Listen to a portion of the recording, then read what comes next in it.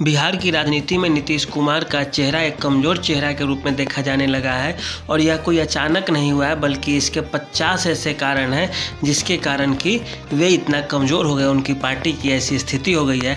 इसके लिए वे अकेले जिम्मेदार नहीं है, बल्कि ऐसे कई कारक हैं जो उन्हें इस चीज़ में सहयोग देता है। इसे हम दो भाग में बांट कर देखेंगे। पहला उनका खुद व्यक्तिगत छवि और दूसरा उनके एक दो सहयोगी जिसका नाम लिए बिना हम यहाँ पे चर्चा करेंगे। पहली बात, उनके अपने छवि की बात की जाए तो कोई भी नेता हो बिना आगे पीछे अपने दाहिने बाएं अपने हाथ पैर के बिना कुछ नहीं कर सकता। वही स्थिति नीतीश कुमार की है। नीतीश कुमार के पास अभी अच्छे सहयोगी और नज़दीकी लोगों की कमी चल रही है। इसी कारण वे उन लोगों से सुझाव ले लेते हैं जो उनका हित कभी नहीं चाहते। जैसे नीतीश कुमार जातीय जनगणना के मामले में वे कभी जाति की राजनीति नहीं करते, धर्म की राजनीति नहीं करते, लेकिन अपने सहयोगी एक दो के कारण ही उन्हें ऐसी स्थिति करनी पड़ी और इसका खामियाजा यह हुआ नीतीश कुमार के लिए कि उनके हाथ से सीधे सीधे सवर्ण वोट बैंक खिसक गया एक झटके में। और वह जैसे खिसका, नीतीश कुमार और कमज़ोर हुए, क्योंकि इससे पहले पिछड़ी जाति भाजपा के साथ ही, सवर्ण भाजपा के साथ थी, लेकिन नीतीश को भी सहयोग करते थे। अब क्या हुआ कि पिछड़ी जाति चली गई भाजपा के पास, राजद के पास पहले ही MY समीकरण था, अब बच क्या गया तो इनके पास थोड़ा बहुत जो वोट बैंक है वो। दूसरी बात, उम्र होने के कारण ये अभी महिला पे जो कुछ दिन पहले बयान दे दिए थे वह पूरे राज्य में फैल गया। अब वे भले ही माफ़ी मांग रहे, लेकिन जनता में एक बार इमेज बन जाने के बाद आप माफ़ी मांगने से भी आपको कोई फ़ायदा नहीं हो सकता। तीसरी बात है, उनके ही एक दो सहयोगी है जिन्हें उन्होंने अच्छा पद दिया है देश में, लेकिन वे पार्टी के हित की जगह पे अहित कर देते हैं, क्योंकि वे गलत सलाह देते हैं। जैसे अलग अलग राज्यों में चुनाव लड़ने के लिए, मध्य प्रदेश में, पंजाब में, उत्तर पूर्व में, तो इन जगह चुनाव लड़ने से हुआ यह कि कांग्रेस और भाजपा दोनों इनको शक की दृष्टि से देखने लगी।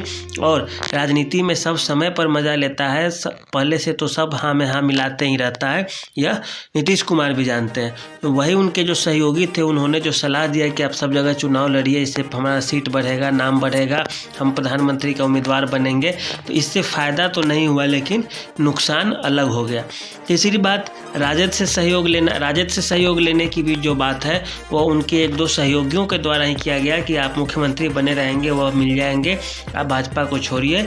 लेकिन भाजपा ने नीतीश कुमार का न तो कुछ बिगाड़ा, न उनकी पार्टी का कुछ बिगाड़ा। बस भले ही राजद के साथ नज़दीकी होने के कारण उनकी पार्टी दो भागों में बढ़ चुकी है और वह कभी भी टूट सकती है।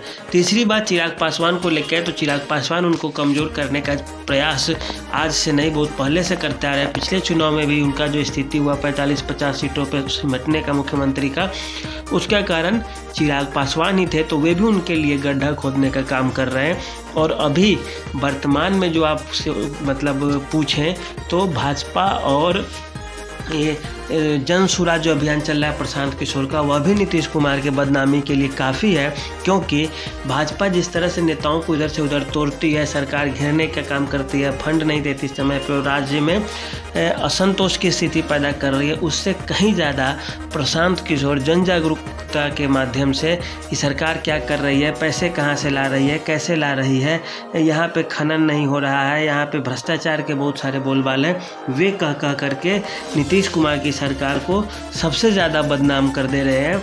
और लोगों के अंदर यह आने लगा है कि हाँ, सचमुच में जो बिहार की वर्तमान सरकार है वह हमारा नहीं सुन रही है और जहाँ कहीं भी हो रहा है लूटा जा रहा है, खसोटा जा रहा है। और वह जन जागरूकता के माध्यम से जो प्रशांत किशोर वोटरों को जागरूक करने का काम कर रहे हैं, वह आने वाले समय में नीतीश कुमार के लिए काफ़ी नुकसानदेह हो जाएगा और जो भी सरकार आएगी उसके लिए भी नुकसानदेह हो जाएगा। अगली बात रही सबका सामूहिक प्रयास, तो कांग्रेस भी नीतीश कुमार का हित लंबे समय तक नहीं चाह सकती, राजद भी नहीं चाह सकती, क्योंकि राजद भी तो एक राजनीतिक पार्टी ही है, उसका भी तो अपना भविष्य है। नीतीश कुमार की पार्टी के ही कुछ लोग हैं, जैसे गोपाल मंडल है, कभी कुछ बयान देते थे, कभी कुछ दे देते हैं। ललन सिंह है तो नीतीश कुमार को अलग खींचते हैं, तो फिर अलग। उसके बाद अशोक चौधरी है, उनका एक अलग ही रहता है। सुनील कुमार पिंटू जो उन्हीं के पार्टी के सांसद थे, वे भाजपा से अब टिकट से चुनाव लड़ने जा रहे हैं। ललन पासवान ऐसे ही पार्टी छोड़ दिए कि हम ललन सिंह से परेशान हैं। रणवीर नंदन MLC पूर्व, वो भी पार्टी छोड़ दिए कि हम ललन सिंह से परेशान। तो नीतीश कुमार बाहर के दुश्मनों से तो है ही परेशान, और कोई भी पार्टी रहती है अपने अंदर अंदर भी खाने उनकी राजनीति चल रही है। एक खेमा इससे नाराज़ है तो अगला खेमा इससे नाराज़ है। अब ऐसी स्थिति में नीतीश कुमार के लिए इनसे लड़ना काफ़ी मुश्किल होता दिख रहा है। ऐसा इसलिए क्योंकि अपने घर के दुश्मनों से लड़ना काफ़ी मुश्किल होता है। ऐसे में आपको दोनों में से किसी एक को साइड करना होगा।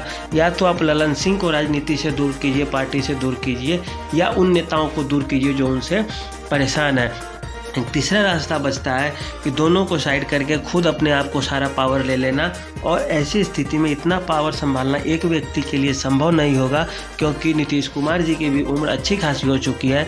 इसीलिए नीतीश कुमार को अब एक ऐसा रास्ता अपनाना होगा जिससे कि उनके पार्टी के जो आपस में जो नेता और मनमुटाव है वह भी न हो पाए।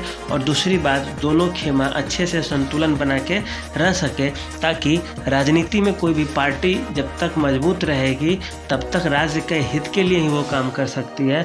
उसका अपना हित तो होता ही है, लेकिन एक संतुलित शासन व्यवस्था भी राज्य की राजनीति के लिए जरूरी होता है। यदि जदयू समाप्त हो जाएगी, टूट जाएगी, तो इसके बाद केवल राजद और भाजपा ही बचेंगे।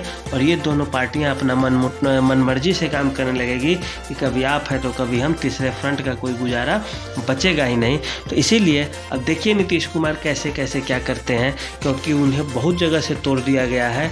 नेता भी उनके पास अब अच्छे खासे नहीं बच रहे हैं उतने, और नीति भी उनकी उस तरह की नहीं है। सारे लोग चिढ़ रहे हैं उनसे। तो ऐसे में अब देखिए कैसे कैसे राजनीति फिर से सांप की तरफ टेढ़ी राहों पे चल पड़ती है और आगे कहाँ तक जाती है। तो आज के लिए इतना ही, धन्यवाद।